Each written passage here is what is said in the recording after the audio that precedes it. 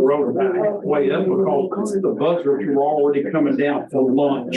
So it's on the west side, about halfway up Breckenridge Road. Okay, I thought it was They at had the some end. dirt I went all the places. way. I'll get it. When I went up there, the two buzzards were ready to eat lunch on They it. might get it for that. And I thought, if we don't get rid of that, somebody's gonna drive up right through the windshield. It'd still be there, I bet you. Keep on going.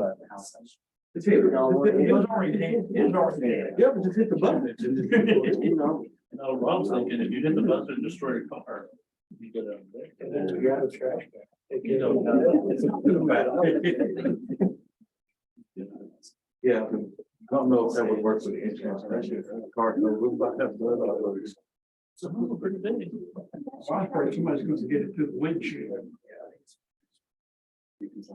Though that might be a marker thing.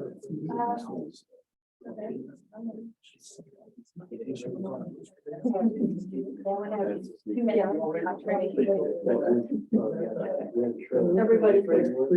We'll give it 30 seconds. Okay. They're not here. They're warning ahead of time. We have technical difficulties on you. Can bear with me. I didn't know it was gonna have power not to do this. No. Yeah, ours for sure.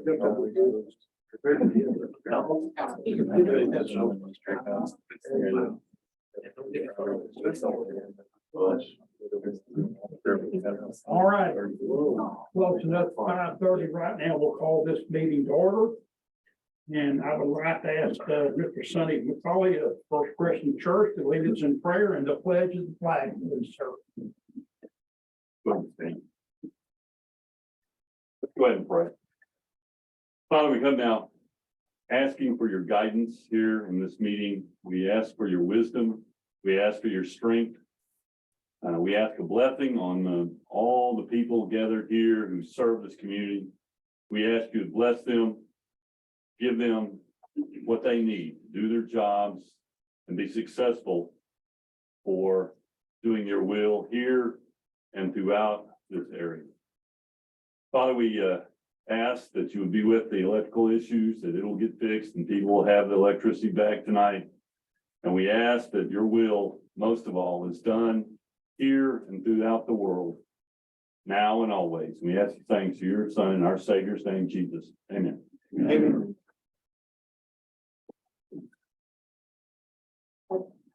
Pledge allegiance to the flag of the United States of America and to the republic for which it stands, one nation, under God, indivisible, with liberty and justice for all. Sir, thank you. You're welcome to stay as long as you like. Vince is going to take notes from me. Thank you so much. Yes, sir. Thank you. Do we have anybody sign up? We do not. Do not. All right, we'll go to staff report. And at this time, I'll turn it over to our city manager, Cynthia Northrup. She'll go from there. All right, thank you, Mayor. Well, we need a little bit of levity after the last week. So we're gonna start with this video, and a lot of you have seen it maybe, but maybe you haven't. So we thought we would like to.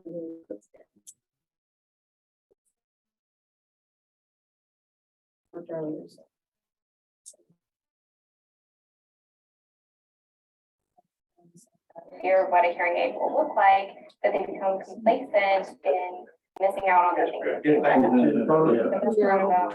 We're gonna give the Marjorie Yeah, you have 20 seconds, 30 seconds. something that fits your budget, your lifestyle, your goals, and ultimately give you the confidence to go out and do those things that you love and participate in life again. Yes, for development and rehab.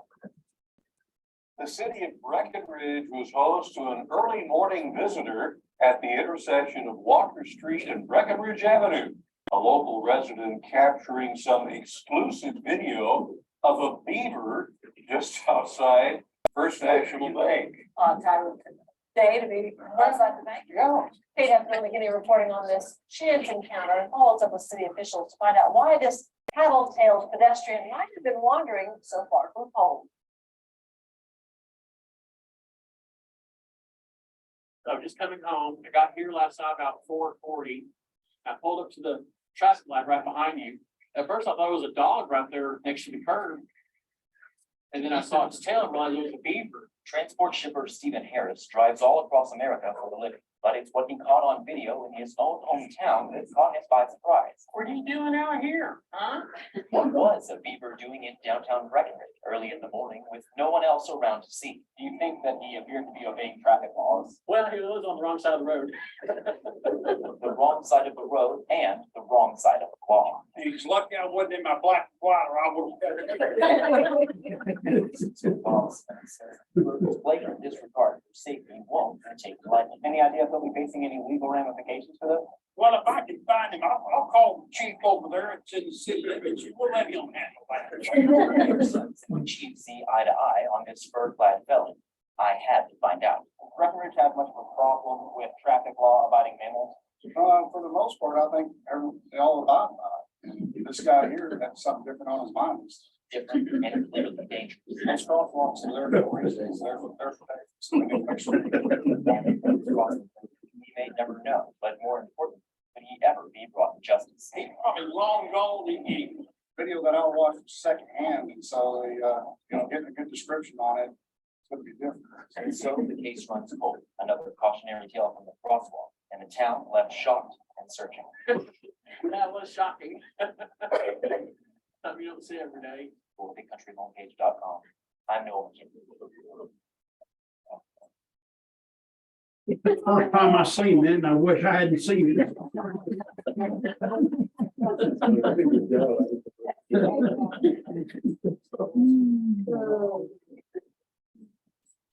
I've had some fun with my story animal handling. That should be left in the profession.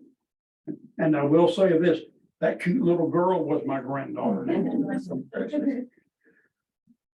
So, as you all know, we had a contractor hit one of our main line, water lines, 12-inch, and it was 14-inch on one side, 14, and then 12.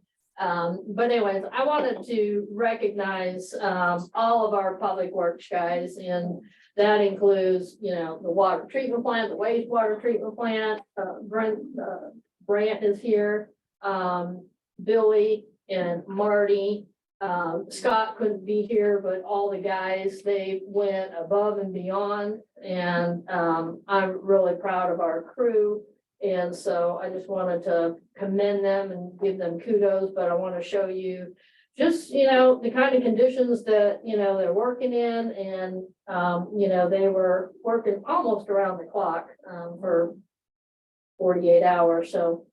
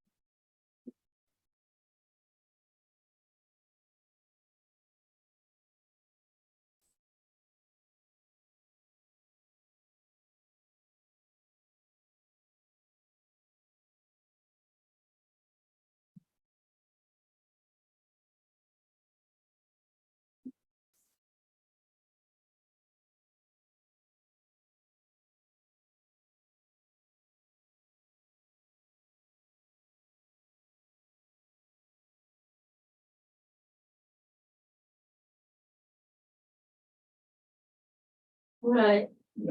Yes, ma'am.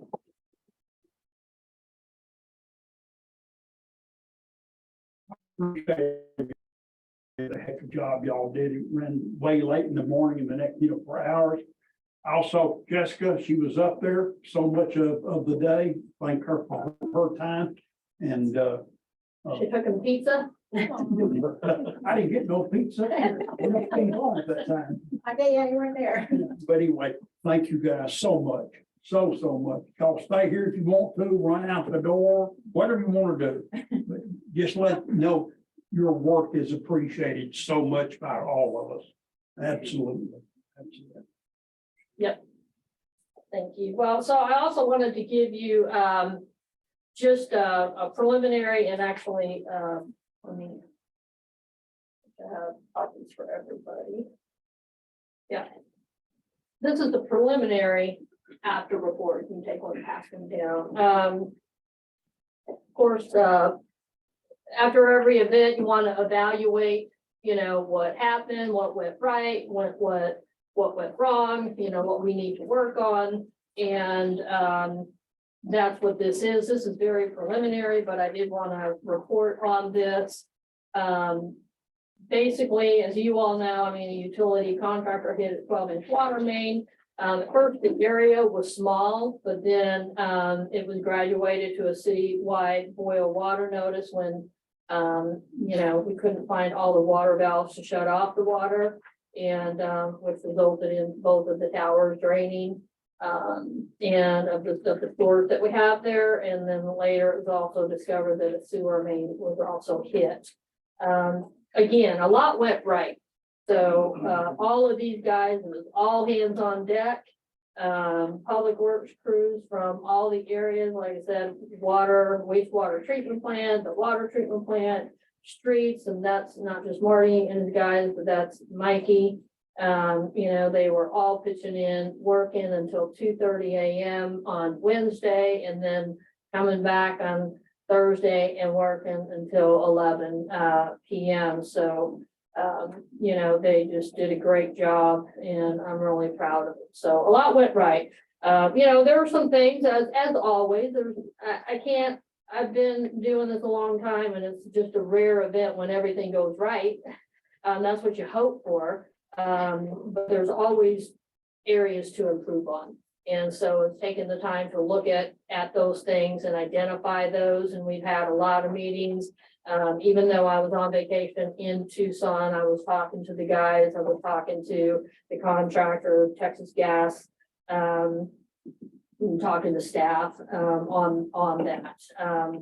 But so I think the items that we've identified so far, again, this is preliminary, we're still working on it, is communication. And that happens a lot, internal and external. So currently we do distribute information, obviously, to the TCEQ on our website, Facebook, news, media, radio, and Code Red. We did have some snafus that occurred with getting that information out on Code Red. And we've identified those, and we've got solutions in place to make sure that we've got that ironed out. Also, really the other big issue is identifying the water wastewater facilities. And, you know, we've had several conversations. I know I put different things in my reports to you all, and we've had some conversation about them. Like the water valves, right? Not knowing where all the water valves are. Public works crews right now, what we are doing, and we have been doing for a while, is when they're out in the field, they come across different things that they didn't know about, whether it's an obsolete water line or a manhole or a water valve or a wastewater line. They're making those notes, and then we're putting they're sending them to me, and I'm providing that to our GIS map guy. So right now we have a GIS map that is basically all the information on that base map up to 1985. So that's all the 1930s and 40s maps that we have. And we've been adding to it as we go. I know since I've been here, and I'm believing that was also occurring, you know, before I got here as well. But that's a little slow process. I mean, it just takes a while, you know, to come up against all of those. We do contact former staff, I mean, and ask for, you know, just kind of insight and information on what they know. I mean, in this instance, I mean, we did reach out to Houston, former public works director. We reached out to Mark Campbell, And gleaned information from them, and they were very helpful. Mark Campbell in particular, was very helpful in locating that water valve, that actually turned everything off finally. The planning grant is underway. We're also working on that, and the engineers, part of that is they're identifying and inventorying our wastewater facilities, like the water mains, sewer mains, manholes, valves, and all of that. So they are doing that. So already noted a deficiency in our process a couple of months ago, and implemented a process to require utilities to pull a permit. Basically, if there are anybody who's working in our right of way, has to pull a permit. That hadn't been being done, unfortunately, but it is now. And our ordinance does require that any utility contractors that dig in our right of way, they have to get a permit. And not only our ordinance, but for instance, our franchise agreement, like i.e. with the Texas Gas Service, they are required to pull a permit. And what that does, it lets us know who's working in our city and which quality control. So when they're done, we can go back and make sure that they have returned it to the condition in which it was in. So still to take place though, after report meeting, we've got a meeting scheduled with Texas Gas, the contractor, and the foreman, to review, what we need to do with them and some of the shortcomings, and we'll be discussing that with them and what those responsibilities are, and we're holding them accountable. The other thing, I'm brainstorming with our engineers, and I'm going to be bringing a proposal to you all to consider. And I mean, in short, what that is the crews are already identifying these as they come up against them in the field. That's obviously a slow process, and day by day. But if we can maybe contract out with a former employee who has some knowledge about where some of these things are, we'll have to structure that contract. And it's not in the budget, but it could be done quicker. And so once I get that all gelled out, I'll be bringing that back to you all for consideration. So that's a preliminary report. We'll finish that up after this meeting with Texas Gas and get that final report to you all. I know that, hopefully, and I will say communication internally and externally, we had, the mayor was obviously on site quite a bit, and we appreciated that. And we were maybe a little bit slow on the draw to let the rest of you all know. And I know you were getting some phone calls, from citizens. So we'll do better on that as well. Was there any, I meant to ask you earlier, any wastewater that got out, a couple people call about sewer water? Yeah. Was there any, or was that just all because there was so much water running down the? Well, we did have a sewer break. And so unfortunately, in that situation, I mean, we will have a violation because it's, illegal discharge. Yeah. But literally in that situation, normally if you have a sewer main break, right, you're going to go in with a backer truck and you're going to pump it out into a container, right? You're containing it. In this instance, there's so much water in that hole, it wasn't even clear. I mean, we didn't know that it was hit right away. And so if we would have tried to factor it, we might still be sucking up that water as we speak. Because we're talking 300,000 gallons of water that was all going down. Now, we are working, working on a report that we will provide to TCEQ. And we have, part of that is disinfecting the area that it would have been in. So that whole area and then down the street and disinfecting that. So, Okay. Yeah. Good. Any questions, comments, insight? If there's, things that you've heard, we're open, for comments to improve. We'd like kudos too, but we're open for comments to improve. I think we did a great job. I mean, I think we did I mean, first of all, it tells about the quality of the staff that everybody pitched in to help. Quality of the staff that we have and the knowledge. And then also, you know, when you have people that aren't close to the situation, don't really know, they're gonna paint the worst picture possible. So it's not like someone just, I mean, there was just raw sewage running in everywhere, so I knew they had it under control. I mean, Yeah, so that's the thing is that, you know, some people not close to the situation are gonna paint the worst picture possible, so. But, I mean, I knew that we had it, you know, we would have it under control. I mean, there's just some, you know, some things that happen and there's a protocol you have to go through. I know the code red thing, some people were talking about that. I don't know if citizens understand that they have to sign up for that. So it's not something that everybody's phone is tapped into the system. The citizens have to make an effort to sign up for that in order to be a part of that. And so, and there's been a concerted effort to make that happen. I know Basil has done some campaigns and stuff with, through National Night Out, and other things, but, you know, it's not like it's not like a tornado siren. You know, the citizens have to make sure that they're a part of that. And so we need to continually just remind them when they say, well, I didn't know, well, are you signed up for Code Red? yeah, And then when the answer is no, then the onus falls on them. yeah. So, I mean, so I think we did as good as we could, you know, I think we did as good as we could do.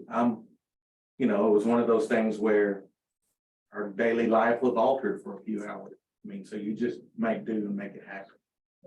So, I mean, it's kind of like when we had the snowmageddon, we didn't have electricity for 2 days. And I mean, there weren't people running naked and wild in the streets. There were people trying to make do with what they had. Yeah. And in this situation, it needs to be the same.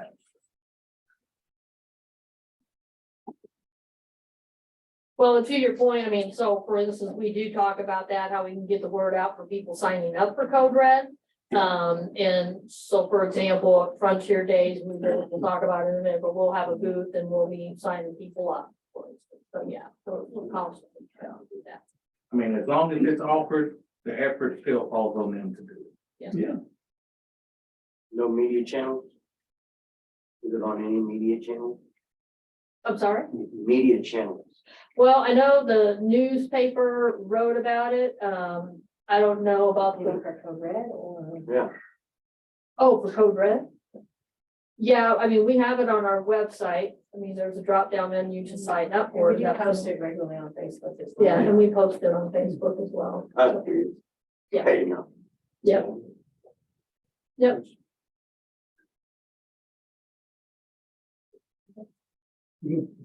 Okay. But there's nothing else on that. So I did want to just review you on the final results of the strategic planning sessions.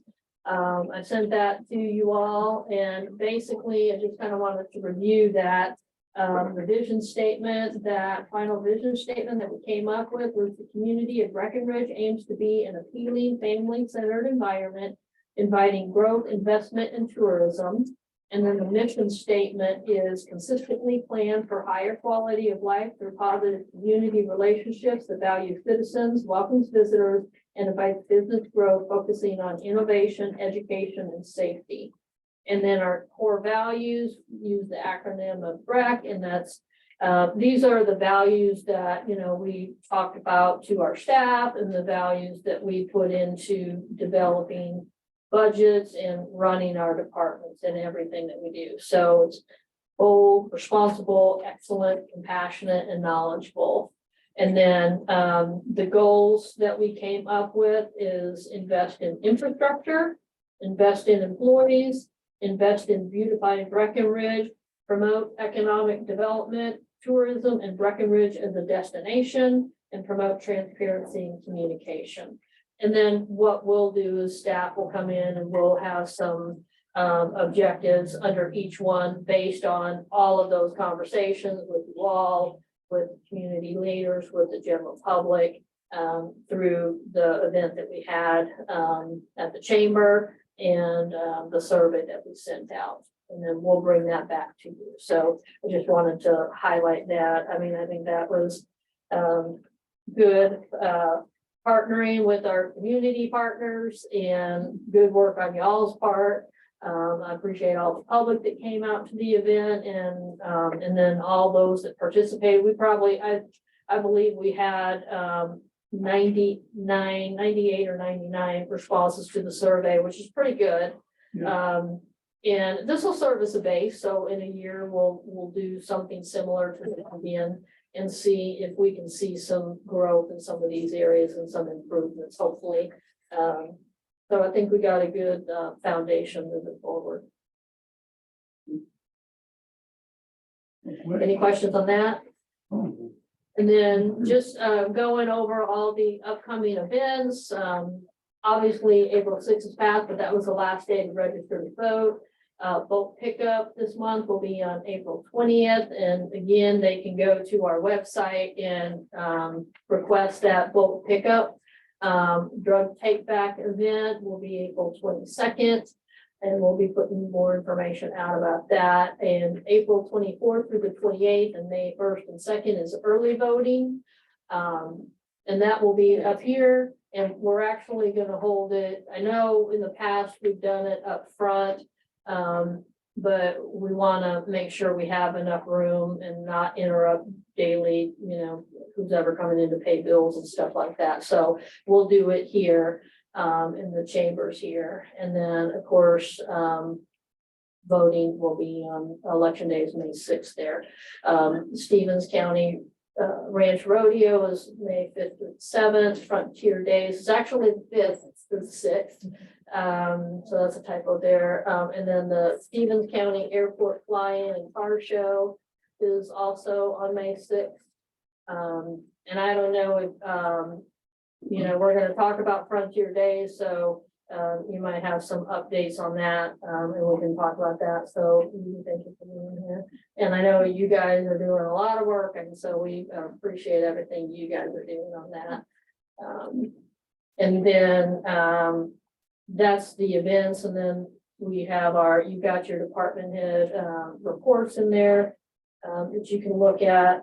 And we do have a report that we wanted to,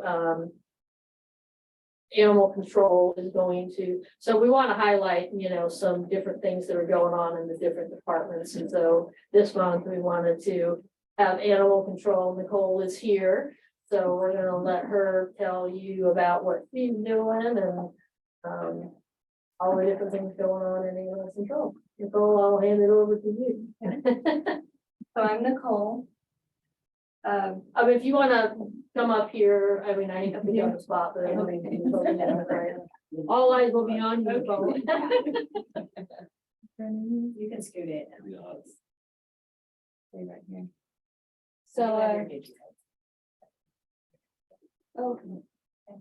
So since January of this year, I don't have it since I've started, but since January of this year, I have adopted out 8 dogs from the shelter. I've been able to send 17 dogs to rescues, and that's what these guys are also on their way to. So that'll add 3 more when they go. And I've returned to owner 22 dogs. We just did a little thing where we seized 20 dogs total. We took 14 dogs last week from a man, one guy. He didn't have control of the dogs. They're pretty aggressive. We've already seized 10 from him, so total it is 24. I was able to adopt out 2 of the puppies, and I've still got most of them in the shelter. That's really kind of it. We've done the did you know stuff with we got to get on this with the public a little bit more. Got to have permits to sell, breed, groom, or board any dogs. Leaving food bowls outside to feed strays, that'll spread the rabies virus quicker than anything. To own a dog in the city of Breckenridge, that dog must be spayed or neutered. up to date on rabies vaccinations and registered through the city. They can come up to the police department and I'll give them a tag. Everybody gets a little tag. It has their own number. That way, if the dog gets loose and it's wearing its tag, I can find the owner. Got a phone number, and way to track it. And there's the tag thing. That comes into play. And there's another issue that we're having around town with people trying to tether up their dogs. They can only be out for about 30 minutes, long enough to use the restroom, and then they have to come back inside. The 100 square foot thing comes into place with that man with the 24 dogs. He did not have 100 square foot per dog. That's why we seized them. He wasn't able to take care of them. Yeah. One other thing, I wanted to just point out, and I've had a couple calls on this, and so this is kind of a did you know, so, and you were kind of referencing it earlier, Mayor, but if you see a dead animal in the street, you can contact animal control and they'll pick it up. So, and they will do that. I mean, I know I reported a couple and you guys were Johnny on the spot doing that. And I don't think a lot of people realize, they see it and they complain that there's a dead, animal there, but all they have to do is call animal control. We appreciate when the general public is our eyes and ears out there and lets us know, because she can't be everywhere at once. We got 66-mile road in Breckenridge. So if the public can help us and let us know when they see it, they'll go out. Question, were there any charges filed against this old boy? Yes, sir. We're working on that. We're still involved with them. We're still going through the court system. Very good. How many people are in animal control? There's me, one other full-time, and I have a part-timer that comes in on the weekends and helps. I should check because The other full-time, he hasn't gone through the basic class yet. So he's just doing more of a shelter attendee type thing, just cleaning until we can get him into the course, and then he'll be able to respond to calls. Well, and you all, I mean, just to give you guys kudos, because, it was 1.5, one full-time and a half. And, in the last budget session, you guys added that full-time, and then we got them, the chief got them on board. So, you were listening, and that was one of the issues that, kind of came out in the strategic planning. And so you've taken some action there already. I'm sure there's more we can take, but you guys did do that. So now there's 2.5. Are you able to take care of what you need to with the help you have? Yes, Y'all sir. able to We're keep up doing that good fine? right now. Good, good. Everything's going smooth right now. And it's running great. When people need a report, do they call the police? Yes. Okay. They'll call Like a the direct police number. dispatchers, and the dispatch will just radio us out and send us. And the cops also help us with every call, basically every call. They'll either respond to me if it's dangerous. If it's not dangerous, they'll come provide me lights to pick up carcasses, whatever. Whatever I need to do, they help me. like I was just fixing to say, what's the protocol to go through somebody? Thank you. Thank you. Thank you. We'll go down to our consent agenda. Commissioners read through each agenda item and make a motion after review. Unless you would like to take an item up for individual consideration. This would be 4, 5, 6, and 7. Y'all get a chance to look at that and any questions beforehand, that if not, we'll ask for a motion in a moment then.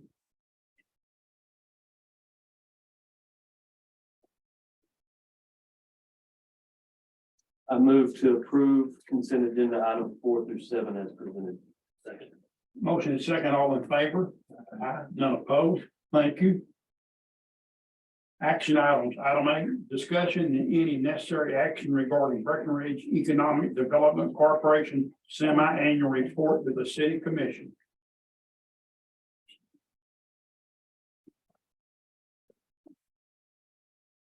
Good afternoon, guys. It's quite a bit in here. Have you all had a chance to read it? Maybe, I know it's kind of long. I will skim it for you real quick, and I won't make it more than a few minutes. So sales tax numbers have, it's a great year-over-year continued growth. That being said, I would probably temper that a little bit with inflation crazy the last couple of years, and so I'm sure that that plays a meaningful role in that. But on the same side of that, one of the things that continues to be a benefit to small communities like this is that with rising costs, means that metropolitan areas are really getting much harder than us, which leads to a lot of people leaving big cities, moving out to smaller communities. And so while it's not a fun thing, it's inflation, it's definitely a driving force to get people to come out to smaller communities. So I foresee that over the next year, we'll see even more of that, especially as there's uncertainty in some of these big businesses. You can see like Google and Apple and all these big people laying off tens of thousands of people. You'll probably see some of that closer to home as well. Some people looking for a place to change of pace. Maybe they worked remote before, they want to keep doing that with tech companies. Some of the businesses that we've got items going with is going to be Easy Pack. They are actually Bridgeport Manufacturing sold their business to Easy Pack, and now they're selling the real estate as well. So nearly any day now that'll close and they'll own the property. They did have a slight supply chain issue where they're having trouble getting chassis in, but they've got a huge back order of the product, and so really it's a great opportunity for a lot of growth for them whenever that issue gets sorted out. Probably see a lot more employment, even over, I think we've got about 100 out there right now. You'll see even more employment as they get those chassis and they start trying to get all the product out. Ox Manufacturing, same thing. He's got two buildings that he's in, that Industrial Foundation and EDC. We did a property swap for one of those buildings. Ox is buying both of those buildings that they're in. That'll close very, very soon. And same thing, supply chain stuff, imports kind of flooded the market on him, but he's super optimistic and he's forward motion.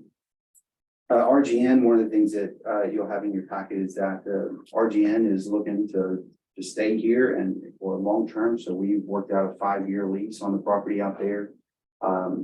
He's done how we could probably even see them eventually buying the building from us. One of the things that we included in that is that building. One of the perks to Breckenridge is just simply how much industrial real estate we have. You may not know this part, but industrial manufacturing is kind of the bedrock of economic development.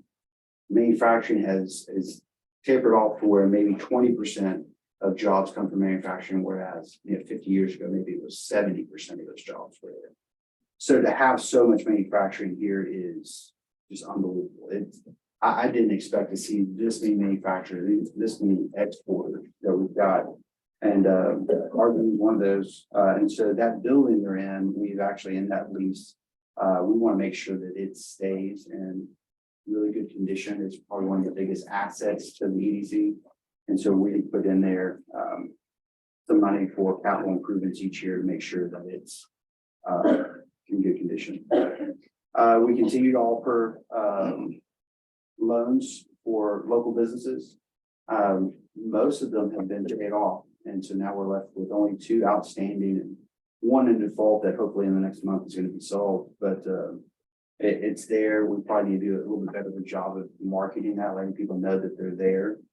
We, of course, don't want to do too much with our local banks, but this is an option for some of those dreamers that want to get started that traditional banks may not be as interested in loaning, especially if it's smaller loans that banks usually aren't interested in. TSTC has continued to be a great partner for Breckenridge with their nursing programs, with the welding program. They're growing all these things. They're also starting to offer some more options like CDL. as the schools, as maybe the county and other places, you have continued education kind of courses, recertifications for things like CDL, for plumbers, HVAC, stuff like that. So we're working on growing some more programs with them, one of which is the continuing education. This is kind of a dream scenario that has been boiled up where they have 100 and something counties that they service.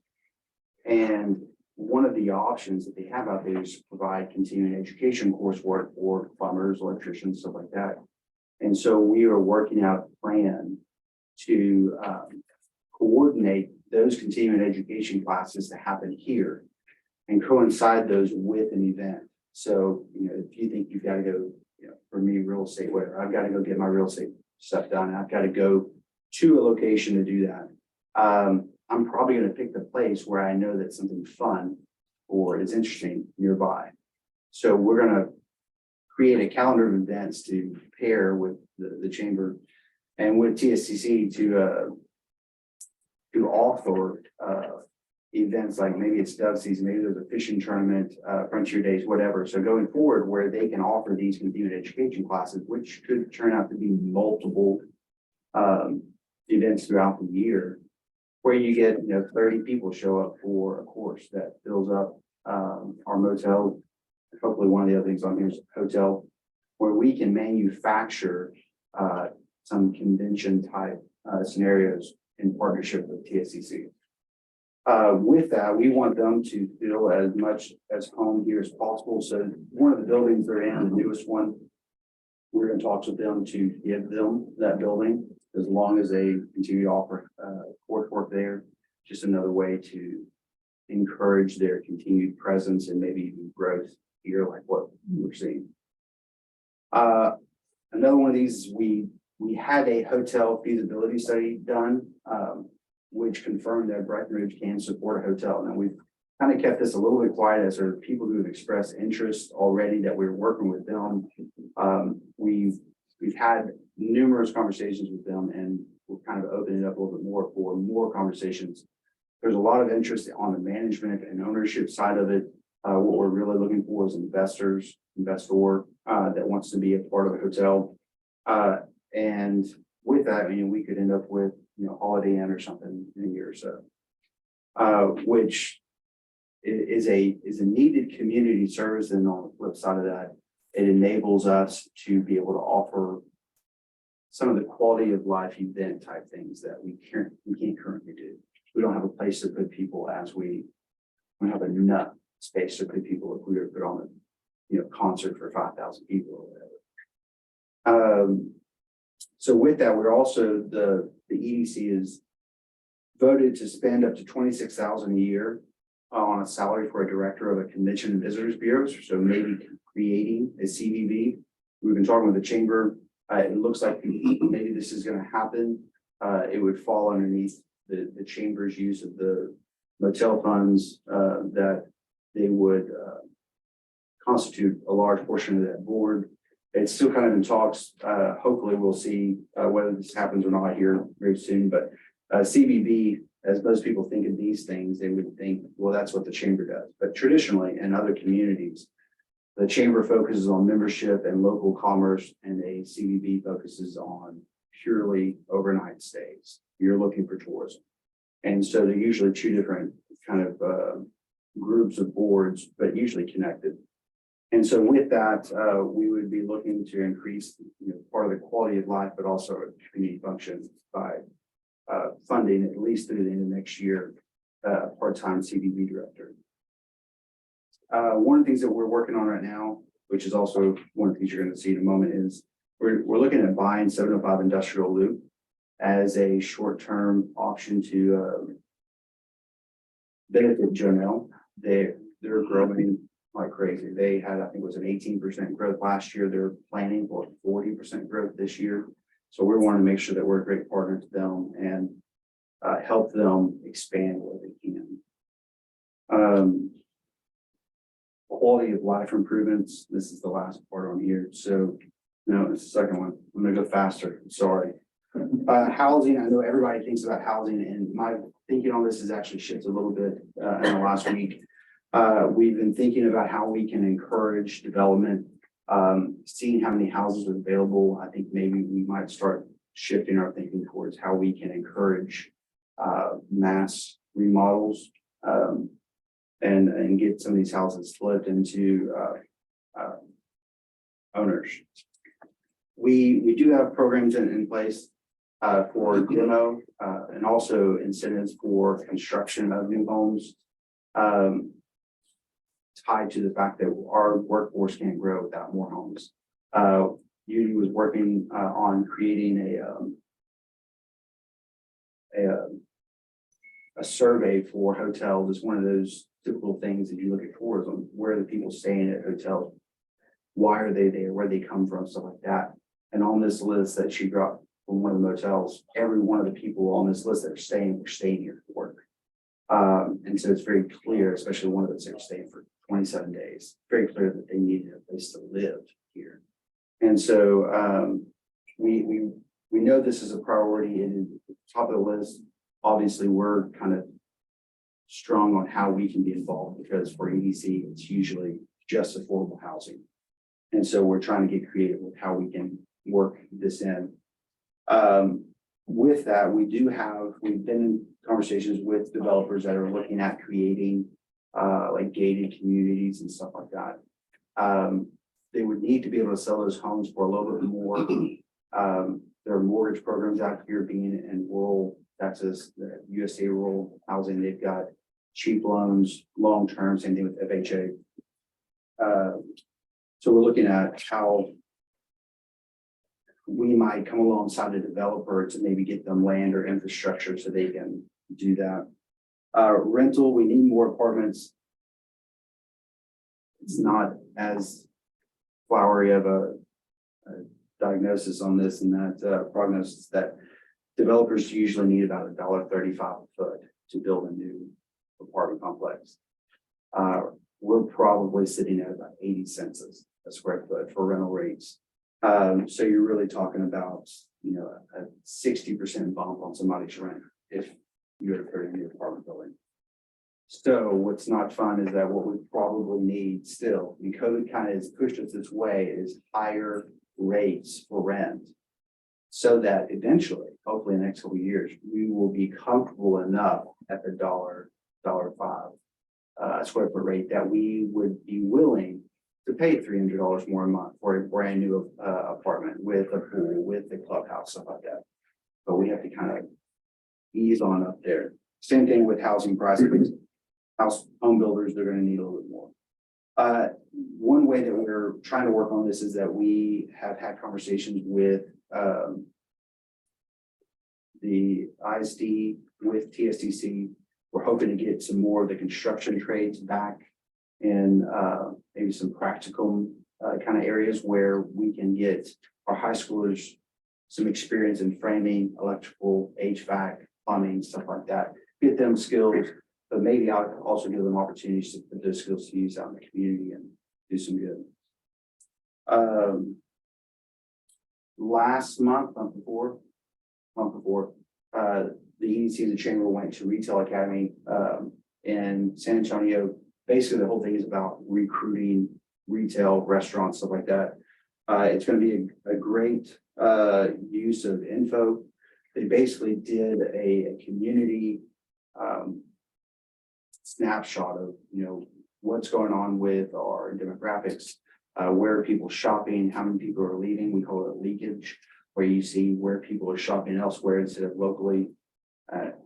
There's some pretty shocking numbers that maybe you knew that this is happening, but the degree is far worse, like just general home service type shopping.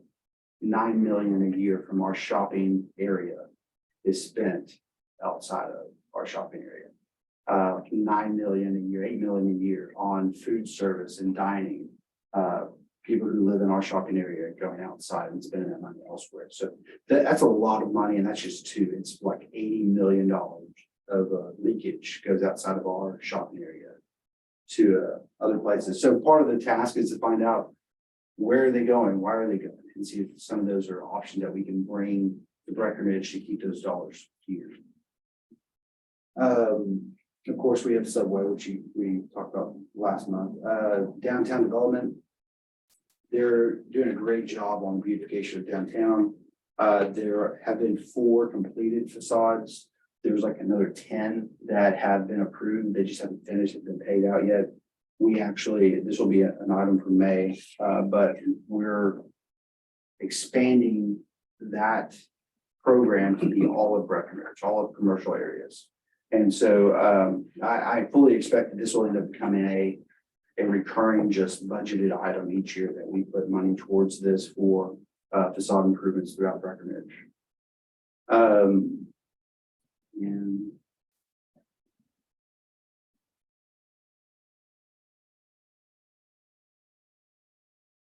that is where we're at. Any questions? Just a couple. When did Bridgeport sell out? How long was that been? Just out of curiosity. I want to say it was this last year, but of course it was before I got here. I want to say they sold it to Easy Time this last Okay. year. It might have been the year before. I'd heard something about it, but I never heard any type of anything. This same type of industry. It's the exact same company. It's just a different owner. Yes. This owner is based out of Kentucky, whereas before it was based out of Bridgeport.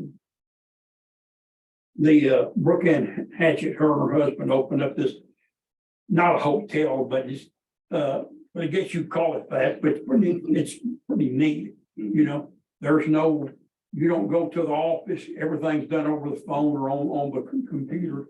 But was that, those few rooms, was that added in? You're saying we've got room for maybe another hotel. Is that those? Yeah, it's the feasibility study. Well, so Brooks thing has, I think it's 12 rooms. Yeah. And she's looking to expand that even. And that, and she's done a terrific job with it. Yeah, she has. I'm amazed at the charm of those things. So the feasibility study that we had done was for a 70-room hotel. And so yeah, those 12, they'll count against that 70 rooms, but my opinion is that this study was done with very limited data. And so what limited data it had to work off of, it said we could support a hotel. I suspect that after we get one in, that it will be very soon afterwards that we realize that we need a second one. Yeah. At the moment, there's too little data to tell us exactly how big the demand is. Well, I've looked at their plans for what they want to do, and it's come up before us a year or two ago. If they can get that done, that whole agenda, what they're wanting to, that would be great for the city and the county both. Absolutely. I think you're doing a great job on all this, my man. That's a lot of people's work. I should tell you about it. Any other questions? Thank you, guys. Thank you. David, thank you very much. Appreciate it, bud. Move to approve Breckenridge Economic Development Corporation semi-annual report. Second. Motion second, all in favor? Aye, none opposed. Action item number 8, discussion and any necessary action regarding Breckenridge Economic Development Corporation. We just did that. Well, that's actually another one. Yeah, Yeah, okay, go ahead. Keep standing. Yeah, next two. Okay. What was this one? I don't have it. This is 705. Oh, yes, okay, so that's exactly what I was mentioning earlier. This is where we've offered on it. There are actually 4 offers on that building. I don't know if we'll get it or not. But this is our attempt to help Janelle expand. So we. So this is the neighboring building? It is actually right next door to them. It's on, I want to say like 15 acres. It is in a flood zone and floodway at that. They're looking through things on their end. We just want to make sure that we were giving our best shot at helping one of our oldest and most stable and flourishing companies that are best in helping them. And so this is our attempt to get them extra square footage so they can grow. Any questions? Who's the current owner? Is Bridgeport Manufacturing. Yeah, as they had bought it with the anticipation of using it and they never did. So it's sat vacant for a number of years. Yeah. Cool. Like to make a motion on that? Yeah, I move to approve Breckenridge Economic Development Corporation purchase of 705 industrial loop property. Motion and a second, all in favor? Aye, none opposed. David, thank you again. The next one is you also. I don't mind. Okay. Here we go again, okay? Okay, yeah, so this is our 5-year lease Yeah. to RGN.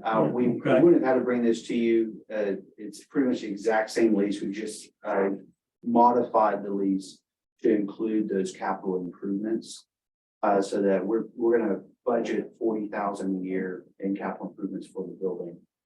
So I mean, it's not for operations or little repairs. This is, we've got roof damage, HVAC units, stuff like that, things that are permanent. And that's part of our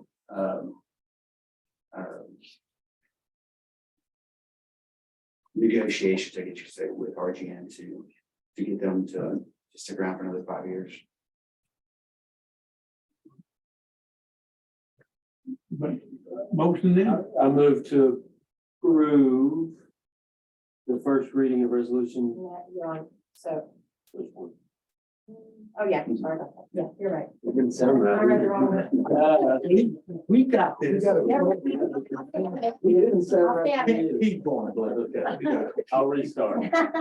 I move to approve the first reading of resolution 2023-11 as presented. Second. Motion second, all in favor? Thank you. Item 11, discussion and any necessary action regarding interlocal with Young County, Texas for the purpose of funding a bond supervision officer. So Mayor and Commissioners, this is something that you have been doing for the last several years, partnering with various. The interlocal is with Young County, but other people are included in that, and this is for the bond supervision officer, so $7,500 a year is our portion, and it is in the budget, we did budget for this. Graham's doing their part too, right? Making sure. They better. Making sure, Breckenridge and Graham. Sometimes it can be a little contentious, I know. That's David's old stomping grounds, but he made this move. No, we did. I moved to approve the interlocal agreement with Young County, Texas for the purpose of funding the bond supervision office. Second. Motion and second, all in favor? Aye. None opposed. Thank you. Item 12, discussion and necessary action regarding approval of Frontier Days 2023. So Mayor and Commissioner, you have the information in your packet there.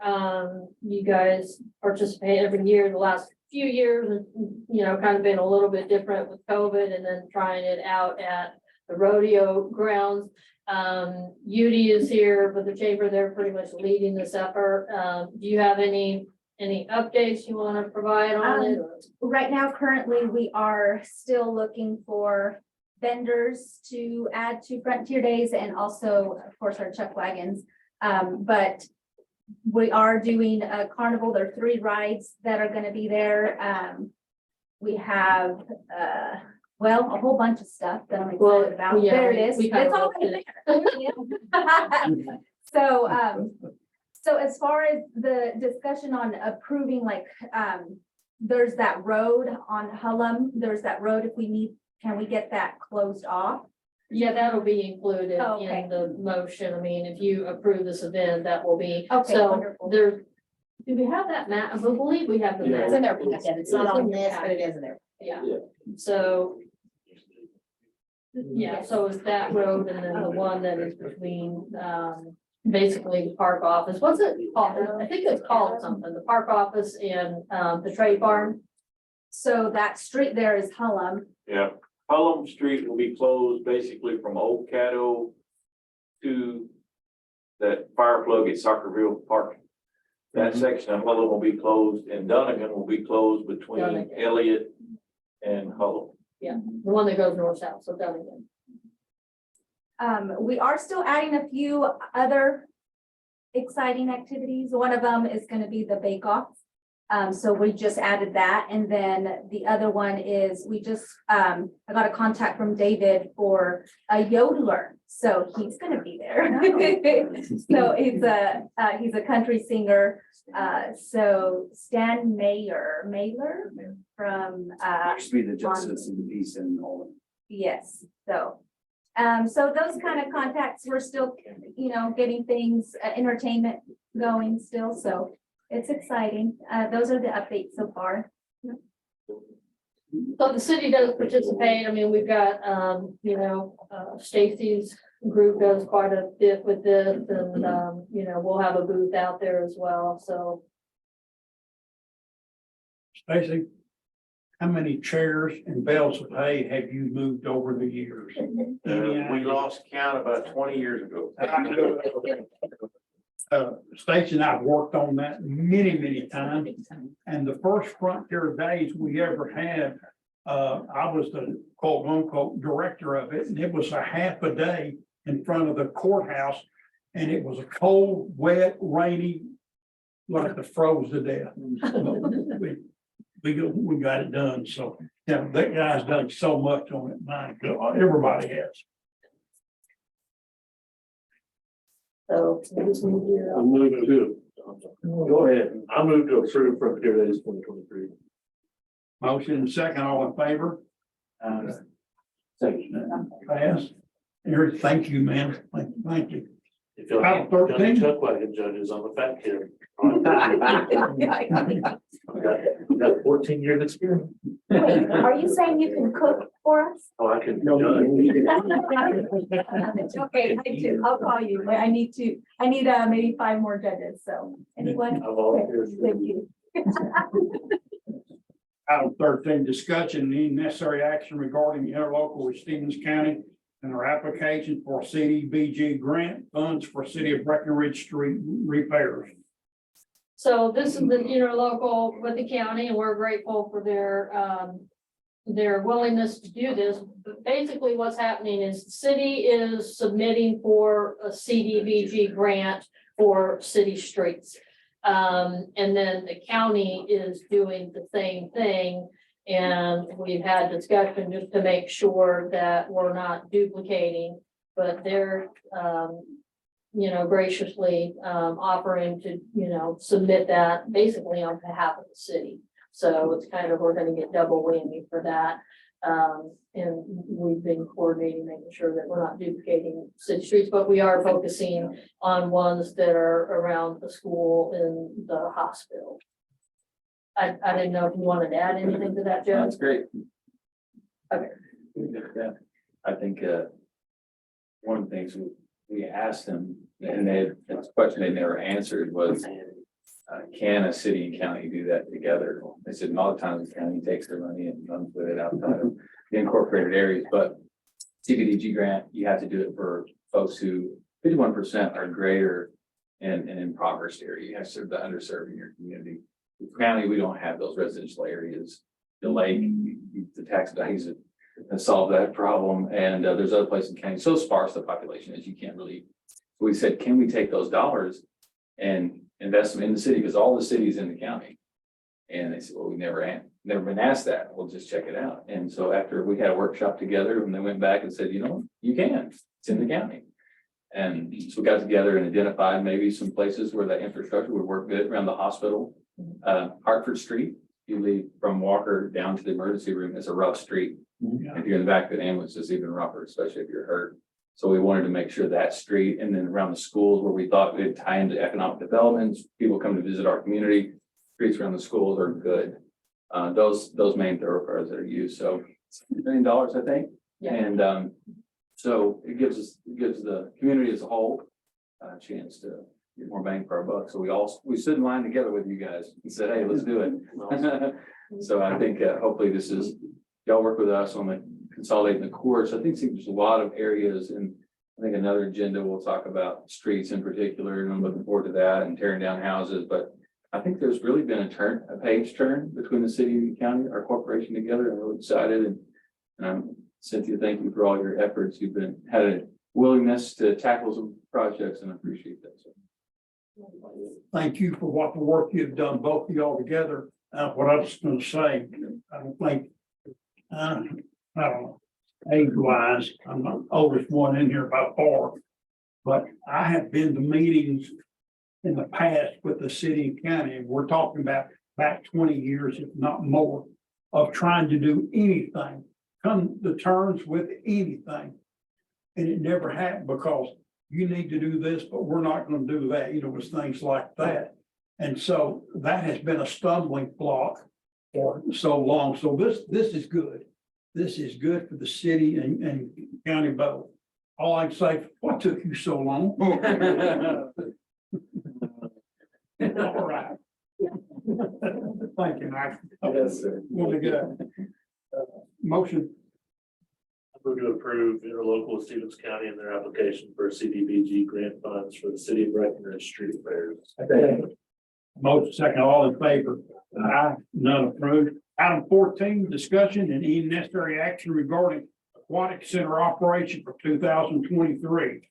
Oh, boy. May I leave? I'm gonna take the little guy to the skate park. If that's good. Thank y'all for that. Thank you, Michael. Well, picture of you on skate. No. I'll make sure the ER is open first.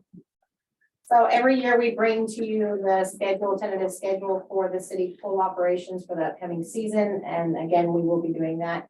We've worked together with Stacy and staff to kind of try to develop a good schedule that we feel would really work for the community and maybe some of the concerns that were addressed last year that maybe came up. So what we're looking at right now is a tentative open day of May 30th and run through August 6th. Of course, this date, all of this is going to be dependent on getting lifeguards and pool managers. So if anybody knows anybody that's interested in being a lifeguard or pool manager, please send them our way. We're doing a big push right now and we need those beforehand. There is a training that's scheduled that they do have to attend prior to. So we need to get those. I have we need to been get down those to the going. radio station and put that on the air. Yeah, Both of them we need. We've also sent flyers to the schools for teachers, because Yeah. managing, that would be a good summer, thing for teachers, things like that. And we've sent it to the high school, maybe for high school students, 15 and up can be lifeguards.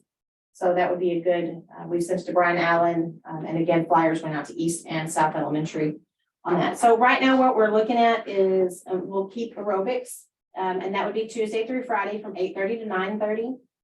Then swim lessons is something that we're looking at doing, and that would be Tuesday through Thursday from 10 to 12. Public swim, we've changed this a little bit. This year, we would go from Tuesday through Thursday from 12 to 6 p.m. and on Friday and Saturday from 10 to 4. So last year, we were not open on Saturday, and this year we are looking to be open on Saturday. Now, where last year we had parties on Saturday to rent that out. So we've extended that out and allowed for parties on Friday evening, Saturday evening, and Sunday. So on the parties, that would be from Friday and Saturday, 2-hour blocks from 4:30 to 9. And then on Sunday from 12:30 to 7:30. And that is $200 for a 2-hour block. That is a reduction. Last year was $250. So we did reduce that fee down a little bit this year for residents. Everything else as far as, it's all the same, but. Yeah, and maybe on Tuesday evenings, we will still have our family swim. That seemed to go over really well last year. They get a discounted rate and they can come in and swim. Is there any reason why it's on Tuesday as opposed to Wednesday or Thursday? Well, Wednesday night is prayer meeting and Tuesday just seemed to work really well. Because I know Albany and Eastland also do Tuesday night family swim as well. So I just didn't know if we switched it to Thursday night instead of Tuesday night, maybe tap into some others. Because we've got a big water slide and they don't. And they have the little splash patty thing we don't. So it's kind of nice to be able to bounce back and forth. I'm just speaking of me as a parent with kids who enjoy it. It's a good idea. Yep, on Thursday, we are open till 6, so it could still be 6. Just basically change family night from Tuesday to Thursday. Yeah, we can do that. I will say again, as a parent, that probably the biggest complaint I've heard since being on the city commission came from my own house last year about the pool schedule. And so this is really Yeah. nice. That was definitely something we wanted to take into consideration. We knew that not being open on Saturday and Sunday. Yeah. We will still be closed on Monday, you know, for cleaning and things like that, but, you know, try to address some of the issues that we had. Again, though, all of this is contingent on lifeguards and pool managers. So And we will please have reach out a to few anybody. returning, we will have a few returning guards. I graduated out a large amount of guards last year, but I'll have a few returning. But our main obstacle right now is pool managers. I need at least two people to step up. Are any of pool the managers. graduated lifeguards, They're not, we gotta be 21. have to be 21? I would hope that all of you get a chance to talk to anybody you can and encourage them, because that's what we need. Without them, we can't open the pool. Yeah. Simple. And our training this year will be in Graham. Chris Corbett will do training again this year in Graham. And she has set some training dates and there is no flexibility. Whoever we hire has to be at those dates or it don't work. There's no flexibility on the training. We are accepting applications until I believe the 26th. That's all been sent out to newspapers and Facebook and everything like that. Give you something to do in your spare time. Yeah. Yeah. Unfortunately. It's kind of, I did put my summers over. this is just showing how bougie he is. Splash pads and whatnot. Me and Malcolm, we had years, we didn't have a pool, we used the bridge as our diving board. We swim with crawdads. That's it. Make a motion out of that. Please. I will. I move to, that we approve, the aquatic center operations for 2023. Second. Motion second, all in favor? Aye. Thank you, guys. Item 15, discussion and any necessary action regarding sewer stoppages. Commissioner, you will choose which option you would like to approve.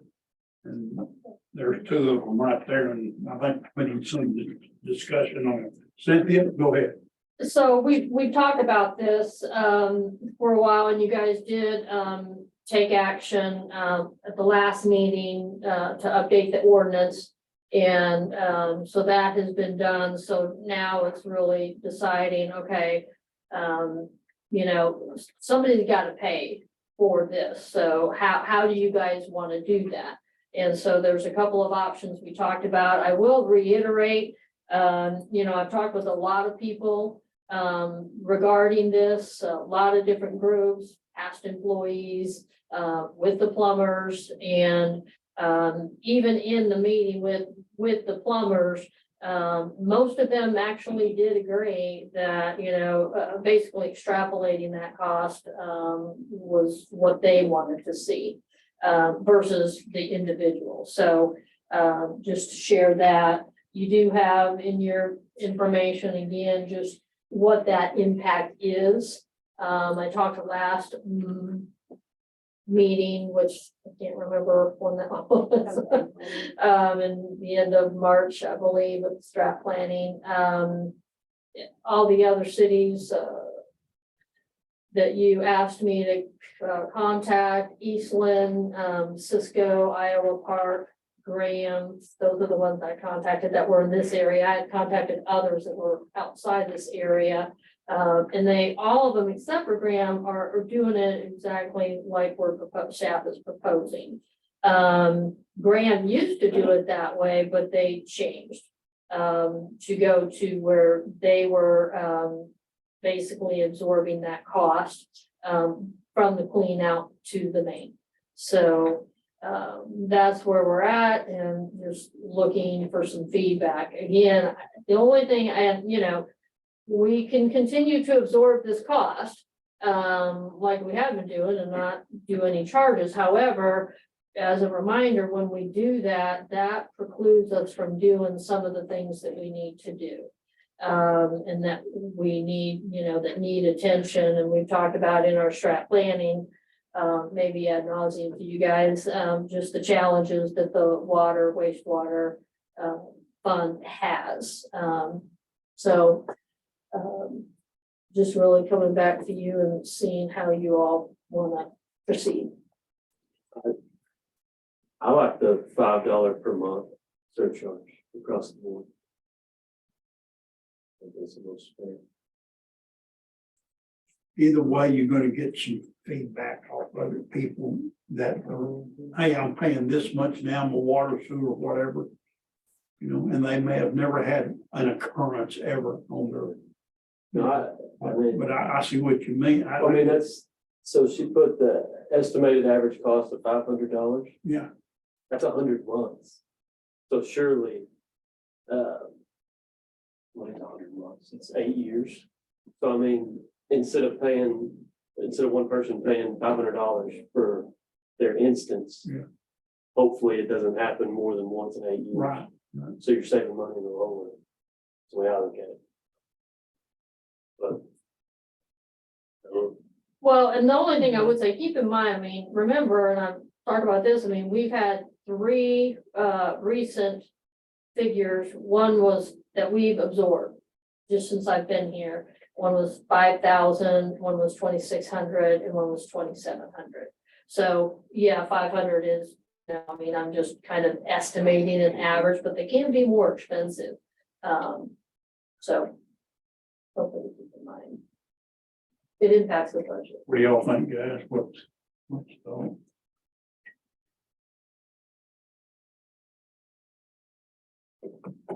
I don't know. I see both sides of it as well. Yeah, From the city's point of view, I mean, it is. would there be any, Some revenue that can be used for things like that. It could be used for increasing pay to employees. I mean, that was one of the, goals that we have, investing in employees and training and raising that, salary that we're giving our employees, which is very low. And I'll bring more information about that during the budget as well, but, Use I that mean, the money- system itself. If you use that money to do that, though, then that defeats the purpose of. Well, I'm saying like after the fact. What? Say that again? If you use the $5 a month to pay employees, that wipes out that. To pay for the sewer, pay for the sewer. Well, right. So. Well, what I'm saying is, remember, it's the whole entire operation. So when you look at the water wastewater fund, you're looking at maintenance and operations. Payroll is a large part of that. Obviously, it's the equipment, it's the material that we use. Right now, I mean, because we are low in employees, we're contracting out work, and that's more expensive. We do have, I mean, as you all know, I mean, we have about $7 million worth of projects that, we have bonds for, I mean, low interest rate loans, I'll say. And we have some loan forgiveness through the Texas Water Development Board. And I've given an update, but I'll bring another update as we go. But so part of that is replacing water lines and sewer lines as part of that. So, but the debt that has to be paid on that comes from the water wastewater fund. So it's the entire maintenance and operation and expansion of the whole entire system. Employee salaries is a part of that. This is a current cost, right? Like you're already paying this money to fix these things. We're absorbing this, and that is an estimate, and I would say it's a conservative estimate. I kind of gave you my math on how I did that. So in looking at from September, since I've been here, there were 60 instances of sewer stoppages. And then just in 22 alone, there were 98. And so I just kind of extrapolated cost with the materials, labor, and equipment. So the question would be, would you rather spend these dollars towards the repairs or towards your employees? So either pay this or, well, I mean, not necessarily your employees, but would you rather, The system. would you rather spread out the cost of this and improve the overall service of the community?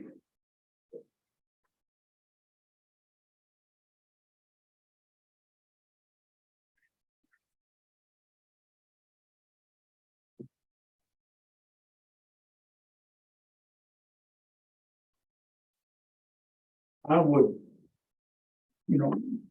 You don't like either one of them, you know, but I mean, something has to be done because of fall. And I think if somebody, I'm just saying this. If I had a big break at my house or something is on my side and had to be fixed. And they said, okay, the city, you're gonna have to pay for all this much, and it's gonna be $2,500. Oh, gee whiz, I wish we voted for the $5, you know? Yeah. I mean, it can go both ways. That can really hurt somebody. I mean, Yeah. The $5 a month is $60 per household Yeah, for a year. Yeah. So that hurts a lot less than then the just one guy, always, yeah. $2,500 4 Yes. years from now. Also the insurance policy. Yeah, I think it's a, I mean, I think it's a no brainer. But Some of us can't break $60 habits. right? Yeah. I mean, yeah. I think something that they're not realizing possibly, a lot of these happen in the older neighborhoods where it's probably less income. Yeah. A lot of those. Yeah.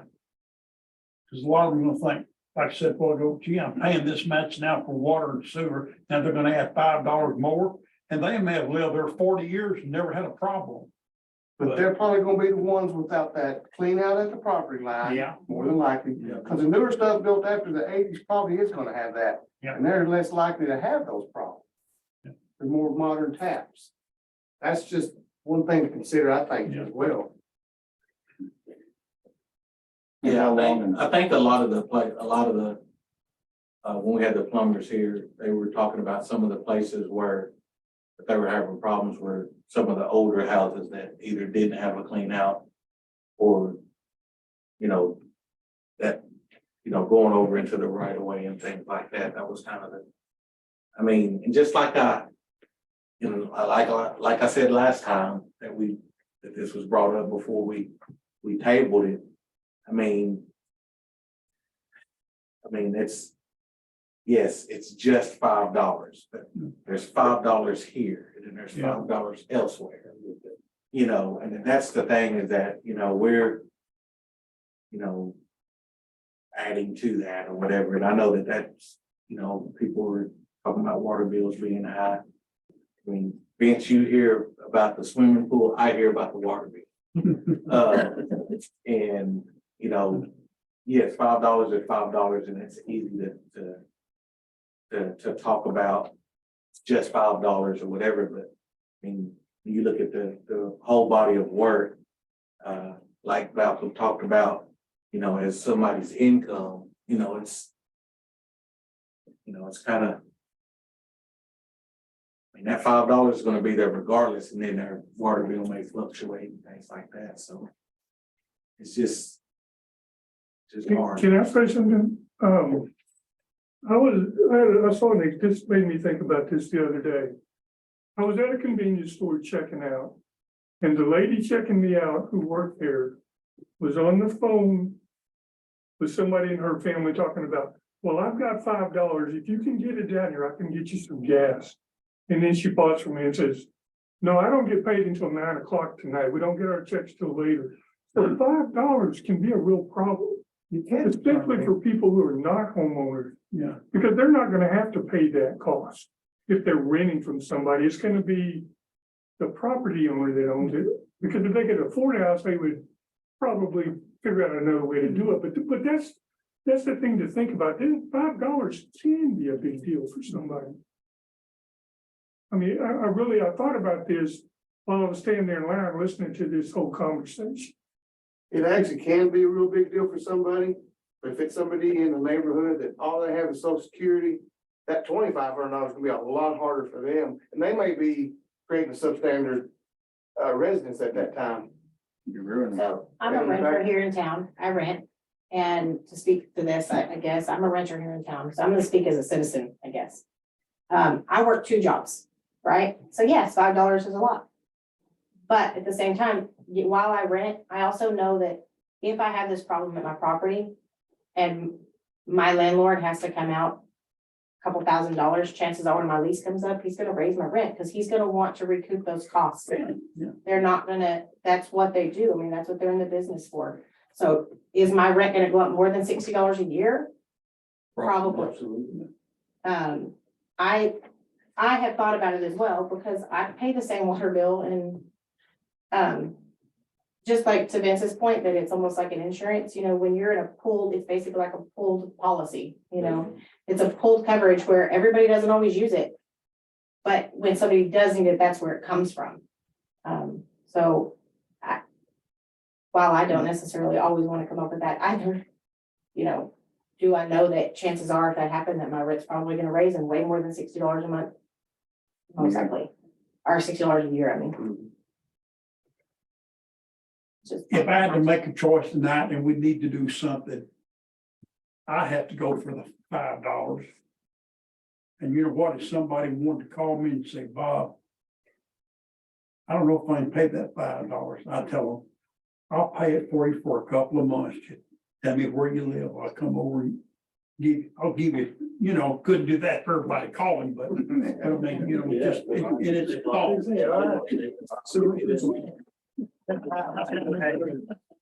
I ain't gonna call you. Hey, Bob.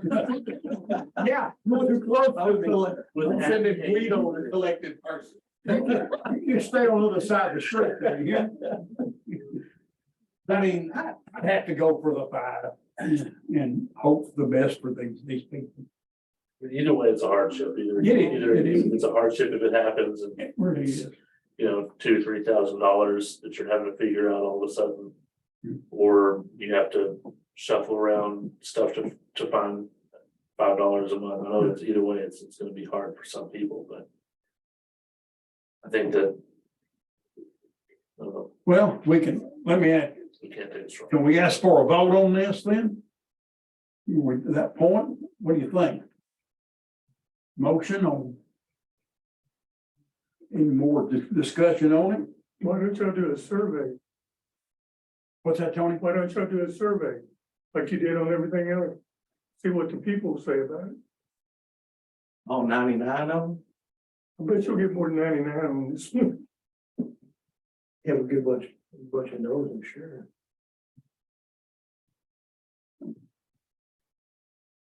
Your survey. I've replaced sewer lines on 2 houses in the last 3 years. Like, this happens. It happens often.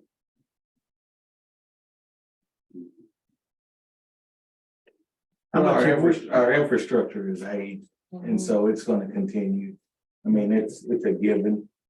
I mean, I've got two people that I talk to constantly that fall in that category. And they're hinging on this. They want to know what's gonna happen. And they did let me know that they did not want to pay out of pocket. Are they renters or owners? Owners. Oh, well, which out of pocket? The plum, like, the full expense? yes, Gotcha. they mentioned, you know, they're in an aged part and they're just like, we're already kind of sensing that we're gonna have some problems. So a lot of it's kind of in the aged part of town. Where it's been occurring, so it's gonna happen. I mean, a lot of those houses, you know, built back in the 50s and the 60s, you know, those houses are the ones that are kind of the, you know, where we're finding water lines that are stamped 1920. Yeah. You know, that's the area that's gonna suffer the most.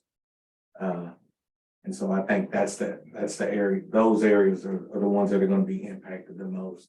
And the unfortunate part, there'd be some of them that if they had to pay for it, they probably couldn't get it fixed. And they're tossing around $2,500. I mean, with this aged stuff, it's gonna be more because it's gonna have to be updated. Yeah. I mean, it's stuff that's. So could you not set up like a fund at the bank, like through a church or something to where, you know, for the less fortunate people to where if they need help, you know, there's. No, I don't see getting into the money part, you know, that's my part. That just runs into the problem. The church could, but we can't. You know, I see what you're saying, but, Well, it's kind of what it would be, I guess, $5 every citizen It just, Well, it takes them. Yeah, is what you're looking at, but. But you don't get the option to opt out. you have to participate whether you want to or not, or you don't get water. Whether you're a renter or a homeowner. The But only thing, but the thing is that, I mean, I can see People both pay for sides. streets, I they don't have wanna, people I'm, pay for schools. you know, but do you wanna pay $5,000 in a lump or build toward that and be able to? If I'm a renter, I don't wanna pay anything. As a renter, I also don't pay property taxes. You know, I also don't, the only thing that I do is pay my water bill. That is the only way that I contribute to the city. No, you pay sales tax. Everybody pays, but as far as that goes, you know, I don't pay those things. What I do pay, the services from the city that I pay for is my trash and water. I think you made a good point. I mean, if I'm your landlord and I get a $5,000 sewer bill, no doubt your rent is going up. Yeah, and with the aging infrastructure that we have right now, I mean, how do you continue to make the large improvements that everybody wants to make when we're continuing to pump money into, and we can't get ahead to be able to do that? Because we're having to absorb these costs right now. And so we can't get to the point to fix the aging infrastructure. so I would remind you, just in the strategic planning to that point is, you know, there were several comments you can't. I mean, and this is somebody's comment, not mine, but I mean, their observation of kicking the can down the road as far as the water, wastewater. And we all know that streets, water and wastewater were the top items that came back from that survey. And again, the water, wastewater fund is a separate budgeting fund. And we have a lot of problems. I mean, when 75% of our lines, our sewer lines are clay, I mean, that's a problem, and they're high dollar, unfortunately. And so if we're going to make the improvements for what the city is legally responsible to improve. And the other thing is TCEQ, I mean, we have a legal responsibility. And if we don't, I mean, it can come to a point, and TCEQ's done this, where they force the issue. When you continue to have violation after violation, they'll mandate it, and then we'll have to figure it out. And these are, you know, we put out, you know, a lot of information in that community meeting on, you know, how many linear feet, miles we have and how much it costs to repair them. And we're talking, when you add all the water, wastewater and streets up, we're talking millions of dollars, multi-million, to get them all done. So, and again, the only way we do that is from the rates. I mean, the rates are, it's a user fee. So the rates are supposed to cover the cost of those improvements, as well as the maintenance and operation. I think I noticed on the board that night was had one that y'all had come up with. I think somebody had of $1.5 million per mile. Yeah. Talking about street and stuff like that. We did that for the water. And that's not gonna go away. That, you know, that won't only go up in time. Like I said, you know, we've got to do something, and I would go for the $5. Any other, y'all wanna discuss it more, make a, either, you know, make a motion on it, or what do you think? We can always table it, but we're gonna come back with the same thing of what we're gonna have to do. I'll make a motion. I move to approve ordinance 2023-07, assessing associated cost to all system users via a $5 surcharge per month added to utility bills. Second. Motion and second, all in favor? Aye. None opposed? Thank you. Yeah, this was a hard one, you know, either way you went, but you just, like I say, you have to bite the bullet and do it, and hope these people, whatever sewer they've got now, just keeps working good for them for a long time. All right. 16, discussion and any necessary action regarding recommendations of project acceptance regarding the prison lift station. So as you know, that was one of the projects that we have been working on, and so the engineer, you can see the note in there, they have reviewed that, they've done their punch list, and they're recommending that we formally accept the project and release the retainage of funds that, you know, we hold back until we do the final. This has been a problem for a while. This just didn't happen, you know what I mean? It goes back a year or two, if not further. So just, you know, And it was, you know, a good sized project, again, investment into the system. And so, yeah, it was needed, but we got it done. I move to approve project acceptance regarding the prison lift station. motion and second, all in favor? Aye, no opposed, thank you. Item 17, discussion and any necessary action regarding approval of ordinance 2023-05, repealing and replacing ordinance 2023-01, establishing a general fee schedule for the city of Breckenridge. And this is the second reading of it.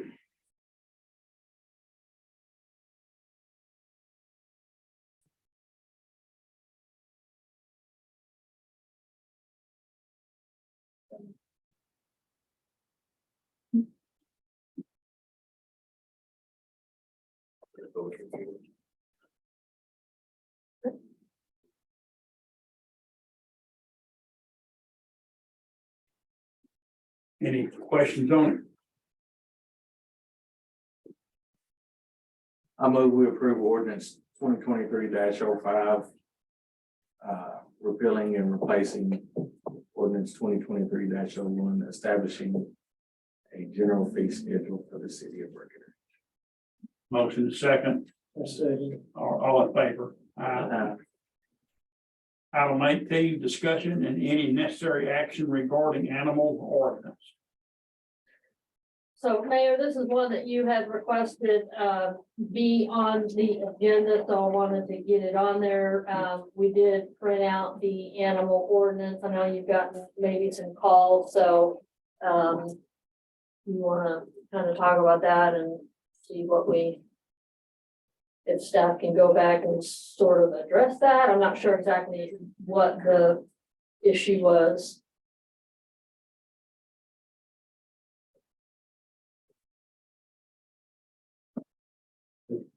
Any questions on it, guys? Did you, I mean, I think you were contacted by a citizen. Yes, that was yes, complaining yes. about- And I'm thinking, I was told, Was it the Roy Roy? Mountain. Has that lady moved or sold it In the process, in the property? yes. Okay, yeah, It we shouldn't had, be much longer. what's that? I'm It sorry. shouldn't be much longer. I know the neighbors hope so too. The deal was, when it comes to that, is that, the neighbor who lived right next to her with all the chickens and all the noise and all this and that. And then all of a sudden, I tell Malcolm, he says, hey, I got some news. It looks like these people, the dogs too, may be moving. So this may be something now we just put a hold on or table unless something else comes up on it, you know? She was trying to sell a house, wasn't she? The person that owns it wants to move back in and Okay, this is a renter. The renter's moving out. okay. So you're really. He I mean, had, we can take a look. I mean, I will say, I mean, this is animal control ordinances are Right. big issues. I mean, that we actually, at the city I was at before, we did update our ordinance. There were some things, there were some inconsistencies in the ordinance. I can go in and look at this and make sure that we don't have any inconsistencies and see if we have kind of some of the latest best practices that a lot of cities put into place for animal control regarding noise and things like that. If you like, I wasn't exactly sure where. you well, he wanted to was, go with he it. had, he had. Oh, he quote unquote, he had talked to different ones of us over time periods. And he called me one afternoon at the lumberyard, something, and talked about 20, 30 minutes on it. but he was tired of being woke up at 5:30 in the morning by the rooster. And I guess I would too, but anyway, it may be that if they can, you know, they can sell the house, rent the house for whatever they're trying to do. That, you know, and his deal was, not to mention names, y'all know him, but he said, nothing has been done.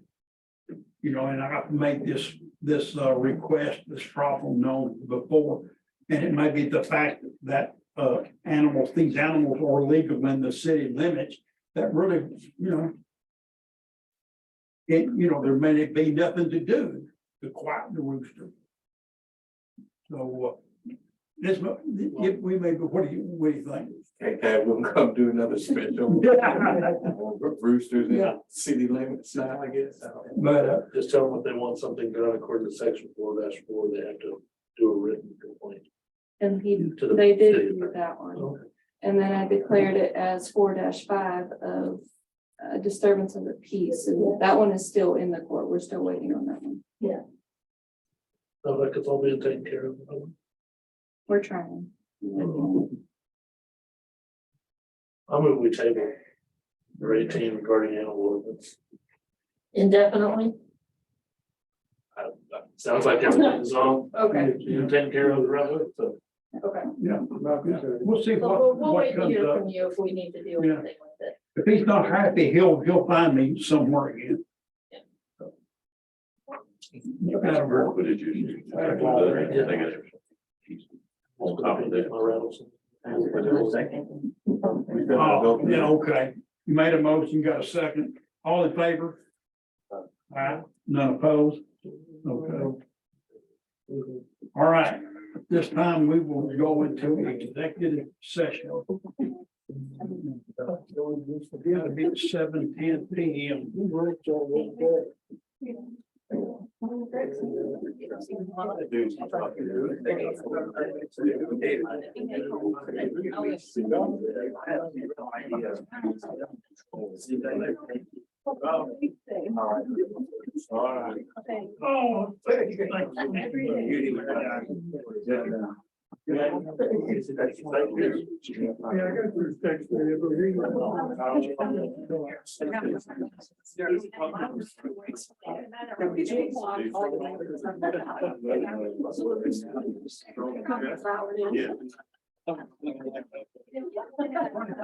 what I think there's.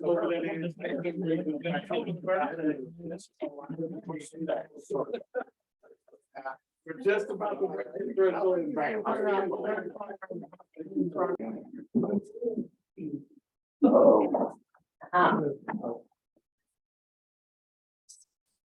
All right, back in here. We're back in regular session at 7:42 p.m. There was no action taken.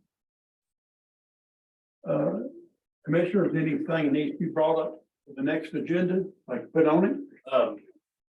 I'd like to have the American Legion bid process reopened.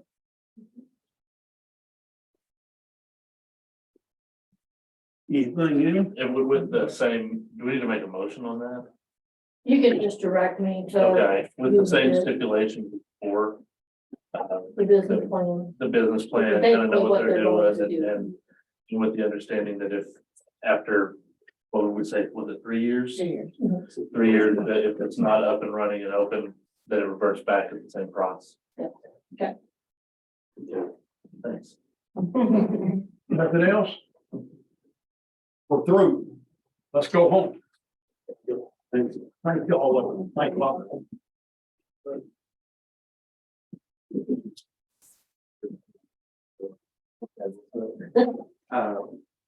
So they put out a new map, they updated a map.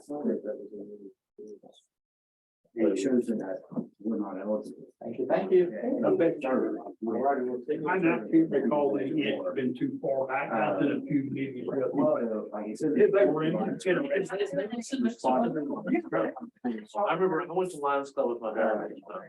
However, I was trying to get a summer internship with Charlie's Good Home. I guess. So I wanted to get some.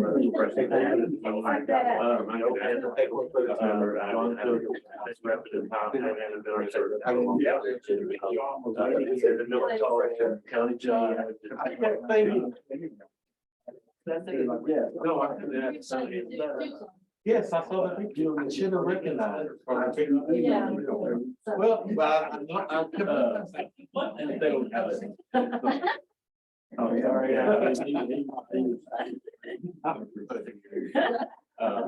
I'm gonna take her back to Fort Worth and then she'll go back. Why I always thought so, so we had five.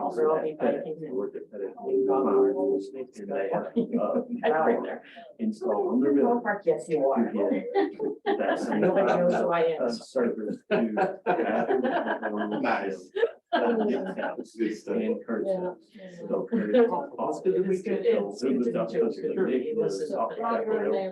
Maybe, it may be very